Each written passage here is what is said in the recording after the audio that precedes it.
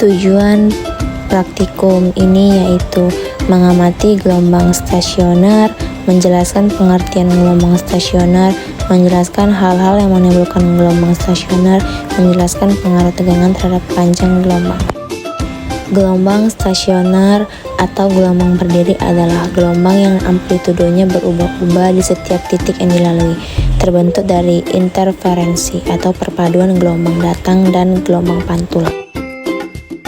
Alat dan bahan yang saya gunakan pada praktikum kali ini yaitu gelang karet, penopang kayu, beban, penggaris, gunting. Persiapkan alat dan bahan. Ikatkan beban kecil pada ujung karet yang lain. Tegangkan karet gelang antara dua penopang. Getarkan salah satu ujung karet secara periodik. Dengan tangan geser-geser posisi penopang perlahan sampai terlihat gelombang stasioner. Tambahkan beban sehingga tegangan meningkat. Getarkan kembali ujung karet, geser posisi penopang sampai terbentuk kembali gelombang stasioner. Ukur panjang gelombang. Tambahkan beban lagi, getarkan ujung karet, geser posisi penopang sampai terbentuk gelombang stasioner. Bandingkan panjang gelombang. Beban yang pertama yaitu katrol, jumlah perutnya 3 perut, jumlah simpulnya 4 simpul. Panjang gelombangnya 1,5 gelombang, lebih kurang 50 cm per perut. Yang kedua sedang, yaitu saya memakai gunting, jumlah perutnya 2, jumlah simpulnya 3, panjang gelombangnya 1 gelombang, kurang lebih 75 cm per perut.